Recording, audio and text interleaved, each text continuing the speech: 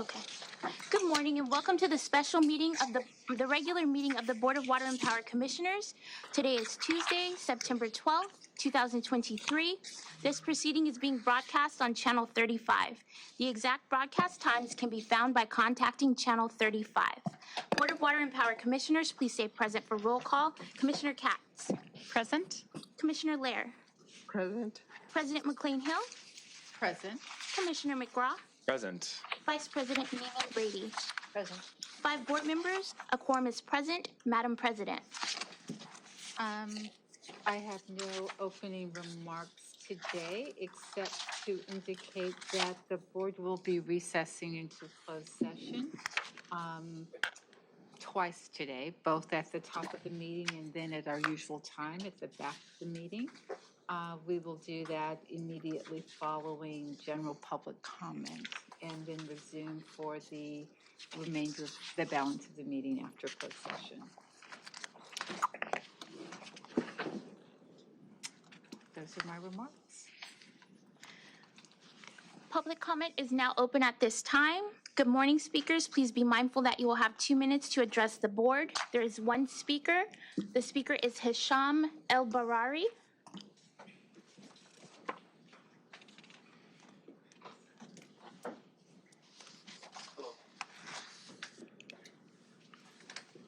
Good morning. So we come to you with a unique issue that we've been trying to solve through customer service. Unfortunately, we haven't found any ways to solve it due to its uniqueness.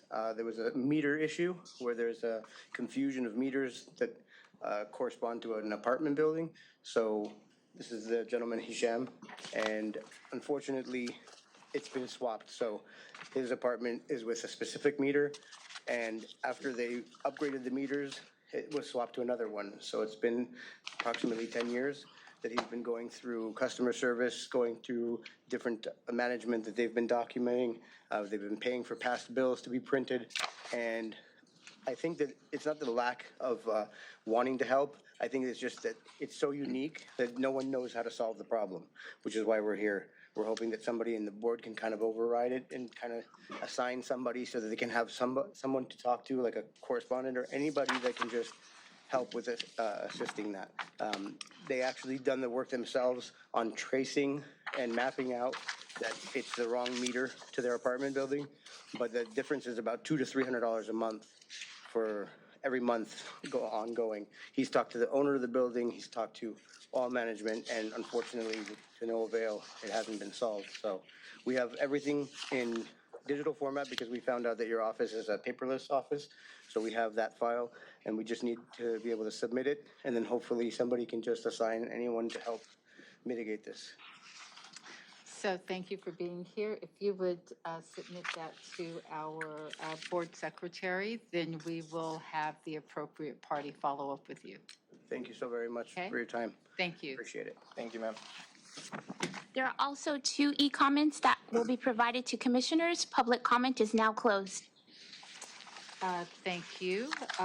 Also, just as housekeeping for folks who will be here for the balance of the meeting, there are a couple of items that are on our agenda that are being deferred. Item L5 is being deferred at the request of the City Attorney's Office. Item L8 is being deferred at the request of DEI, and item L19 is being deferred at the request of the OPA. So with that, we will at this time move into a closed session.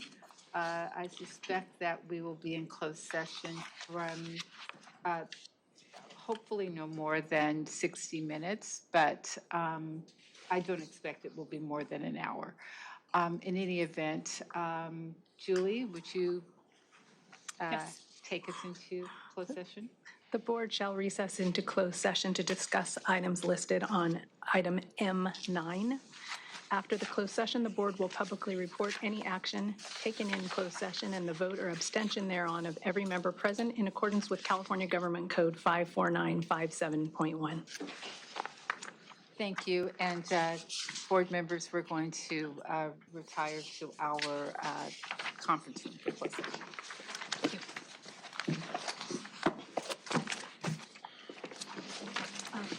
For the main session, there was item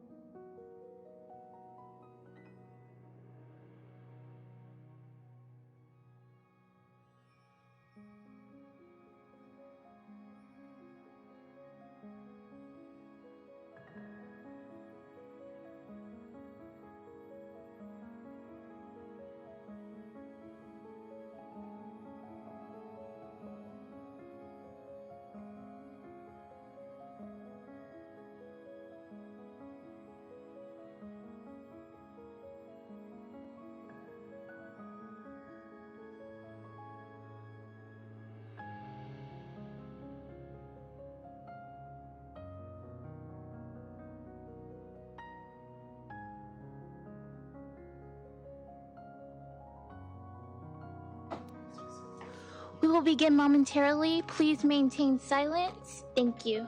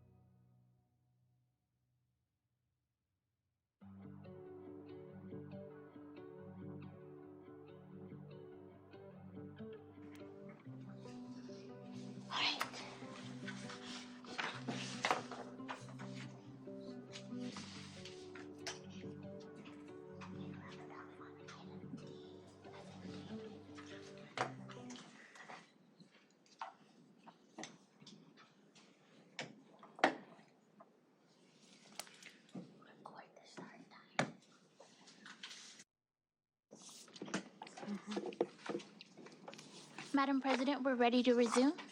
Would you please take the roll? Sure. Commissioner KATZ, Present. Commissioner LEHRER, Present. President McCLAIN-HILL, Present. Commissioner McCraw, Present. Vice President NEEMAN Brady, Present. 5 board members, a quorum is present. Madam President. Thank you. We will now move to the report and briefing by the General Manager. Thank you, Board President.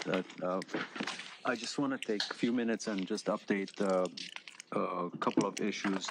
The first one is the response to Hurricane Hillary that hit the region, Los Angeles and the region, middle of August. First, I would just want to take a minute and thank all the hundreds of our employees that responded, that prepared for the event, responded to the event, and we're still in that mode of assessment and recovery from that hurricane.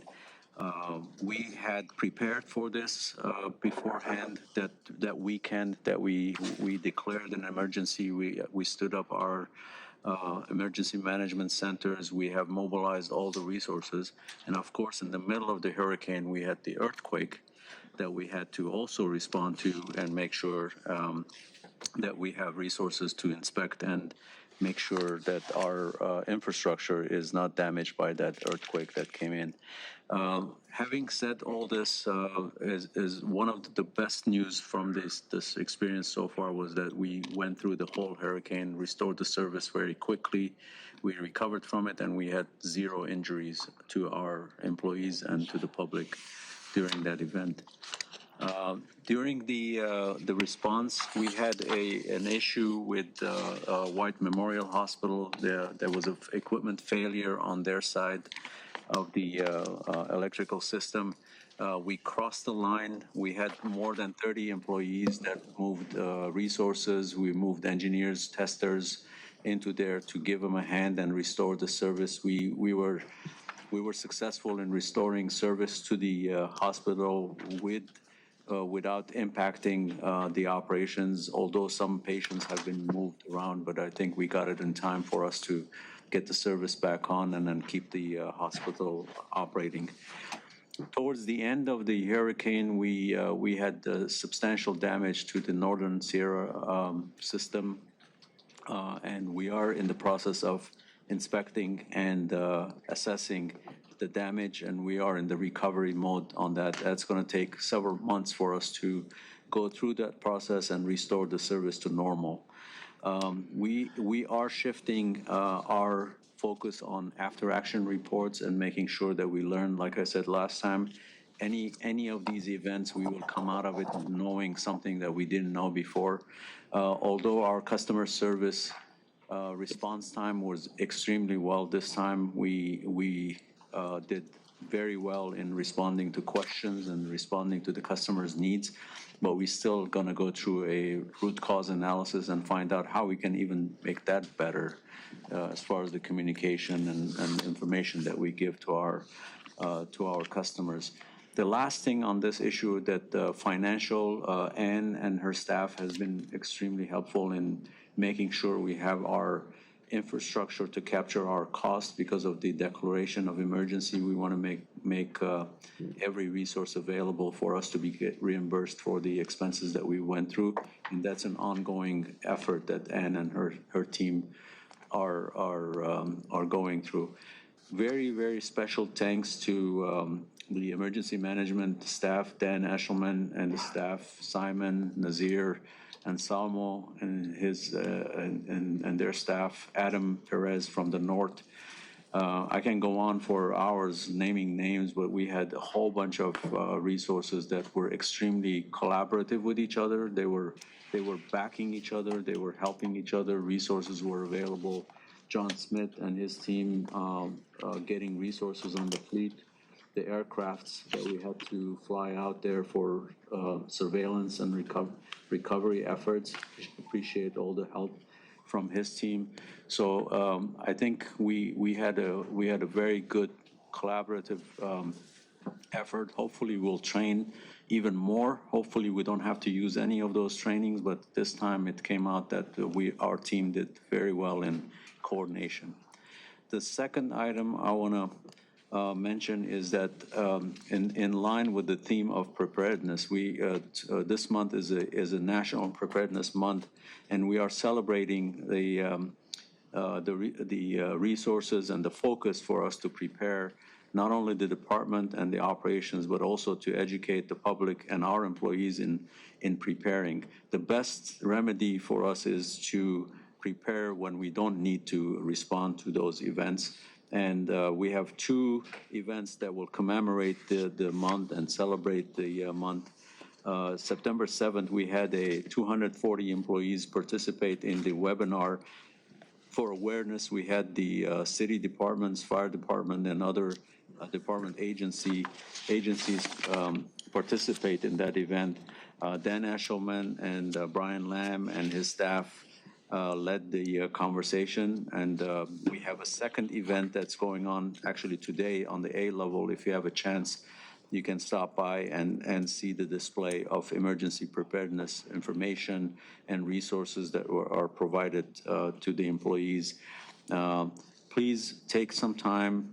We live in an area of it is imminent that we are going to see other situations where it's going to need us to be prepared, whether it's water, flashlights, blankets, food, things that will sustain you and your family until the help is available to us.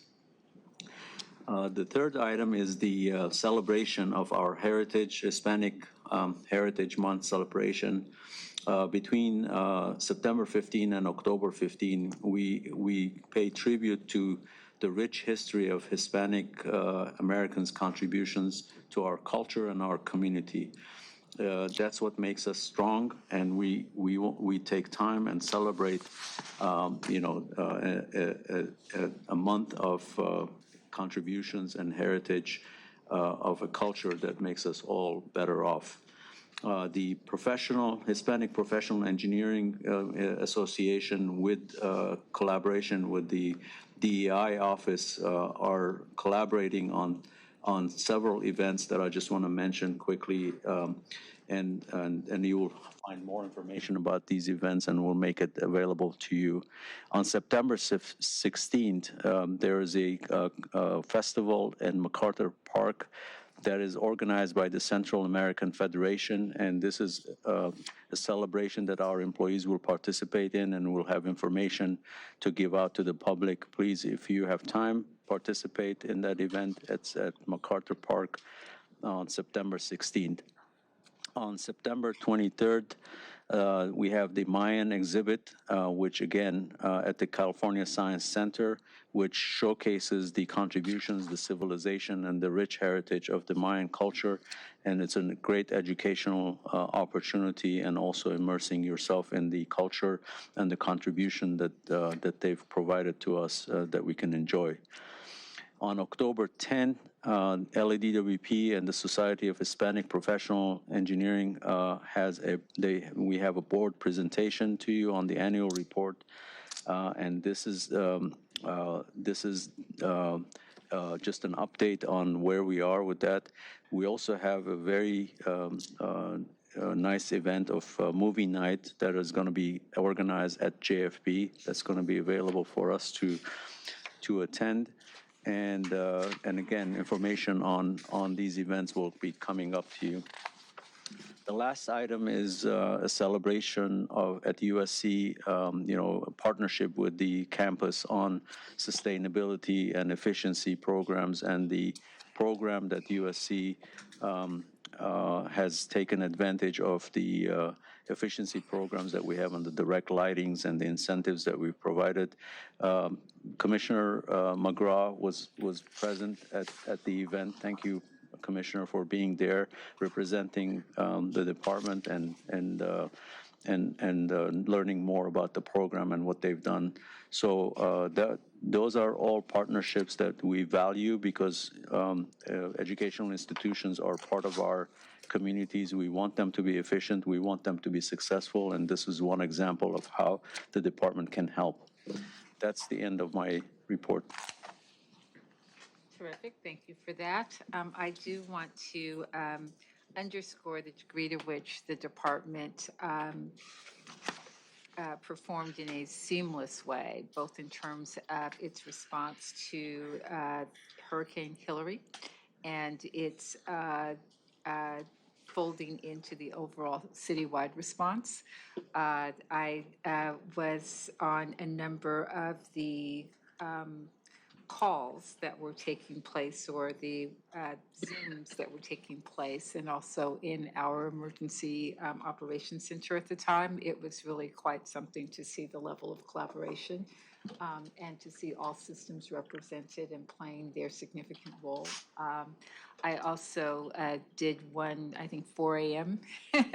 So to say that they were up 24/7, I can attest to the fact that they were all up and present every 2 hours, updating one another and making sure that they were able to update, to have those updates roll up to the overall city leadership in order to ensure that the city was able to meet the needs of the residents. So that was pretty spectacular.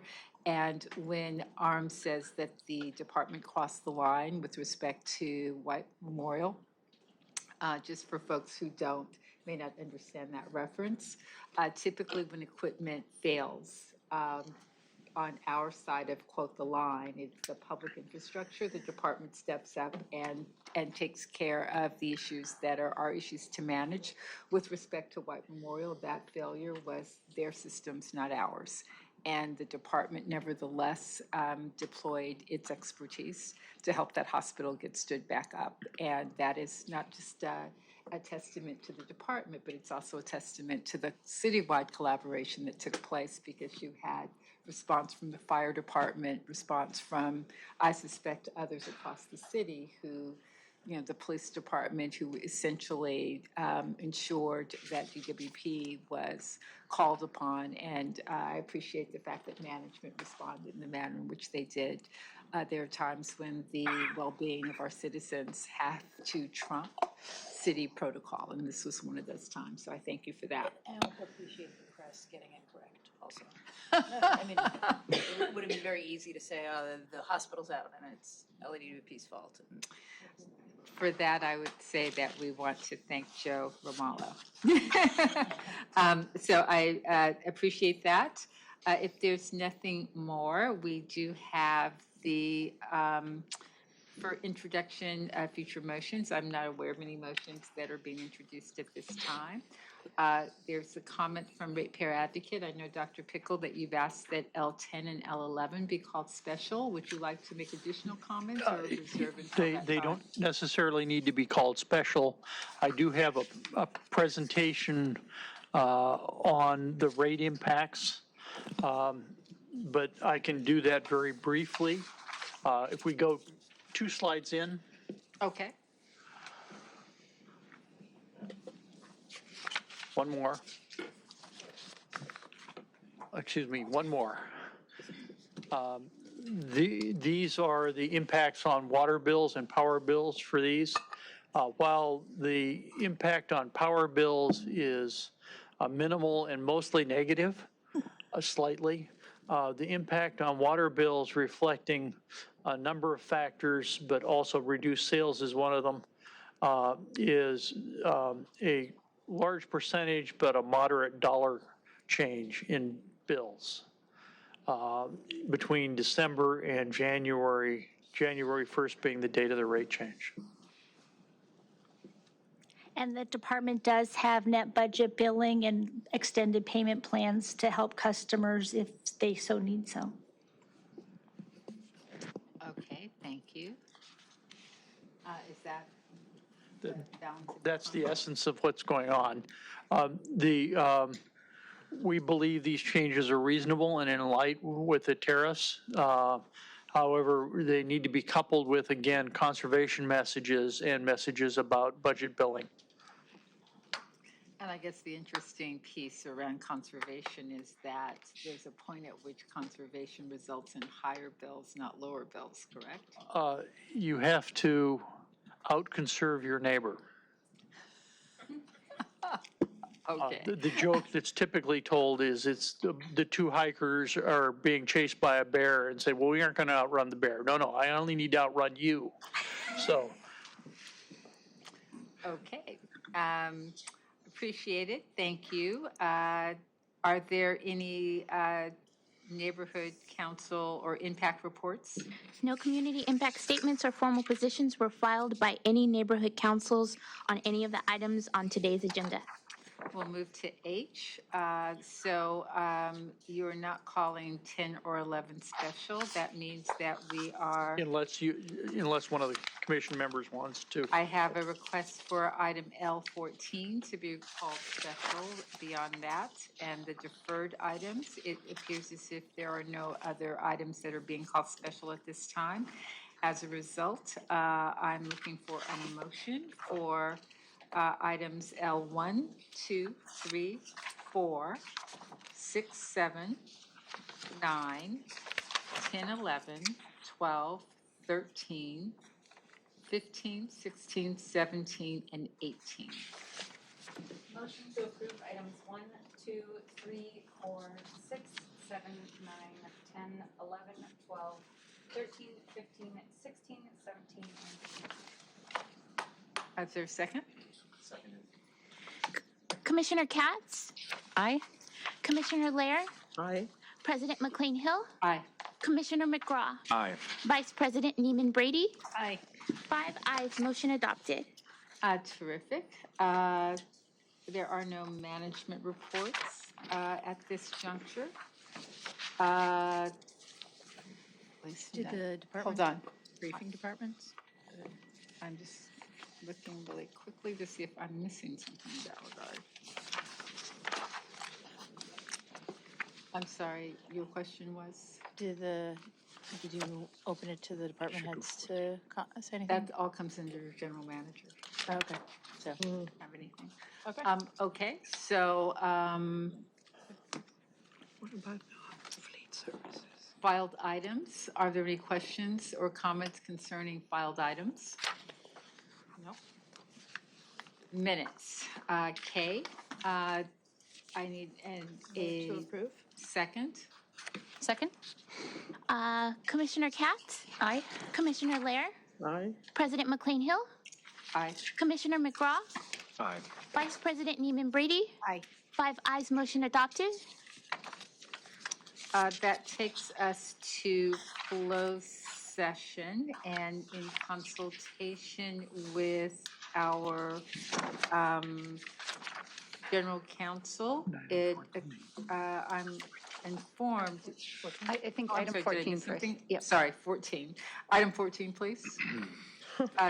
Commissioner Neiman Brady, are you interested in the presentation, or did you have questions? It's more questions. Perhaps a presentation would be good. Yeah, yeah. Terrific. Gentlemen, and I saw you sitting in the back. Thank you for being here this morning.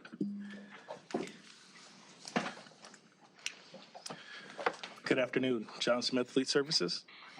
Good afternoon. Raul Fletes, Fleet Services. So, Would you like the presentation? Yes, or please. Yeah, go ahead. okay. I'll go ahead and let Raul take the lead. All right. So this is an amendment to contract 281. This is an Altec Sourcewell contract. It's for utility service vehicles. If I have next slide, please. Thank you. Okay. So the purpose of this contract is to purchase utility equipment, primarily for the PTD crews, but there's some other utility service trucks. So the contract is currently funded at $75 million. We're looking to amend this contract and add $52 million to it to have a total of 127. This particular type of equipment is used for PTD to do normal repair work as well as restoration and utility services through the infrastructure. Some of these vehicles also go to construction services crews that do restoration of work with their service utility trucks. You can get the next one. So contract currently, the current expenditure amount is $75 million. That's the contract maximum. We're looking to amend it to go to 127 on this item. A lot of this contract, these items are going to be purchased in the future, so they won't be expended on this cycle. They're for model year 26, 27.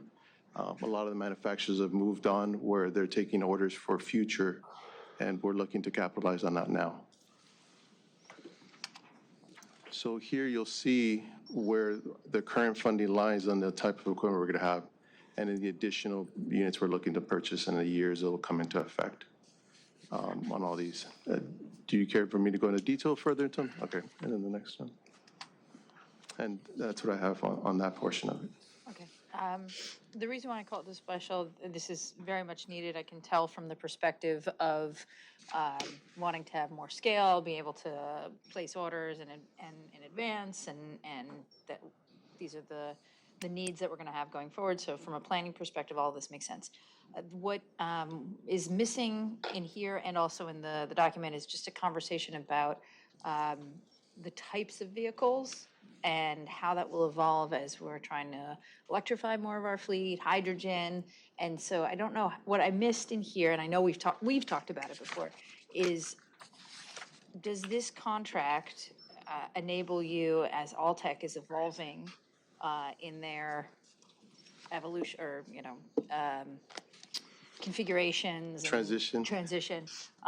Or what the board letter wasn't very clear to me on was the type of vehicles you're allowed to buy. Is it very set and you can't modify? I just want to make sure when we're giving you this authority, it's with some sort of transition in mind, and that we're not locking you into buying now all conventional vehicles, and you don't have the ability, should someone else come along and have a better electric vehicle version or whatever, Correct. to being able to pivot. So those types of questions.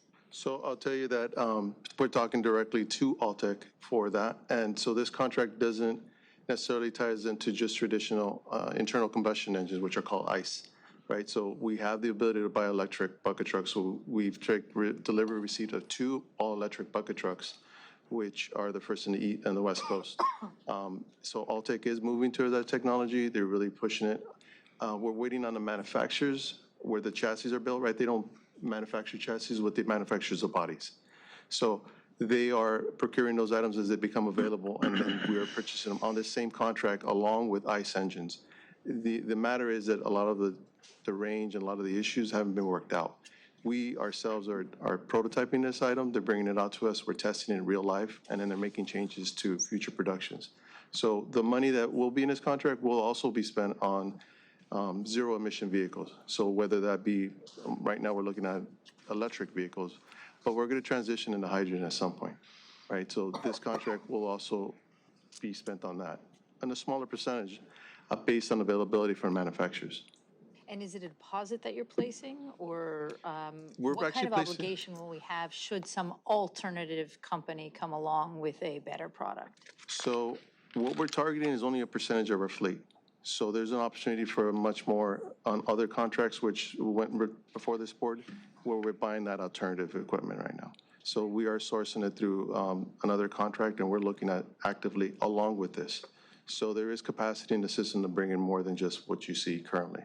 So, our fleet is right now around 9,400 units, right? We're going to be growing. And in the industry, we're the largest municipality in the United States as far as utility equipment. So our scale gives us the opportunity to do that. So we have capacity to bring on more vehicles as they do, and we're actively engaged with the City of Los Angeles and the Mayor's office, as long as with a lot of partners, because they really want our input, right? We are driving what's happening across the U.S. So we're actively participating with many companies. Anybody who comes around, we look at their vetting, and we provide them that feedback. It's important for us to develop that market. So yes, it is part of our strategy. It was not covered in the board letter because it was primarily for what's in this contract, but we do have a larger strategy that we're working towards right now. That's great. And it's great to hear that we're one of the, I guess we got the first two. How do we take an even bigger leadership role in advancing electrification of the utility trucks and vehicles? You know, Or if not even electrification, whatever the form, the correct whatever. form is. So I'll tell you from John's perspective, he's always pushed us, right, to be forward-thinking of where this company needs to be. I would say from a fleet perspective, we're leading from behind. So we're trying to bring in this equipment, trying to electrify, but we need the infrastructure in this to meet that need, whether it be on the electrification front. One of the things that we'll have to do is set up a joint presentation with fleet and power system, because there's what the leading from behind piece is the reference to, there's what they can buy, there's what our systems from an infrastructure perspective can support. And those two things aren't necessarily linked up. Or at least we need to understand how they're moving together and what the planning and decision-making process is around that. Is that a fair way of describing it, Aram? Yeah, I think they're working, Fleet is working very hard to put like an IRP plan for what the future looks like, and that covers resources, technology, repairs, strategies, electrification, infrastructure, all those things that you normally see in the power or the water infrastructure outlook for 30, 40 years. Fleet has to have a document that kind of bolts on top of those plans. And I think, as our president said, it would be good to have, whenever we're ready to present, that would be a great conversation that kind of describes what Commissioner... I think we're very curious to understand it sooner rather than later. And really, it's just part of the planning piece of it. Yeah. To understand how the department's planning to both incorporate through its acquisition of assets, these kinds of, the next generation of vehicles, and how and the degree to which we are ready to support them from an infrastructure perspective. Because, you can't buy what we can't charge. And so I don't know how much of that planning is being done jointly, but I do think that for us, it would be useful to see it in context. Yep. And includes the technology piece where we have to transition from the normal technologies that we are used to whatever the future holds. Yeah, I would say the crews, are accepting of the technology and the things that we're bringing in. They have a range anxiety and different issues with it initially, but the benefits of when they start using the equipment, very recently we had a truck that was an all-electric bucket truck. They didn't want to use it. We moved it to a different location. Crews immediately wanted it back within a week or so. So the experience was positive, right? So we just need to be able to move that forward. It doesn't fit in all circumstances, right? A 24-hour operation, that's going to be a challenge. We have a number of things we have to address, but it's in a move in the right direction. Okay, well, we will definitely schedule both the report with the time that allows us to look at challenges, at where we are and the opportunities that are out there. I'll be interested in understanding where the technology is. And very interested, because I've heard about it a lot now, in understanding what our capacity is to support vehicles as we're bringing them on. Okay? Yes. Any other questions on this item? Hearing none, is there a motion to approve?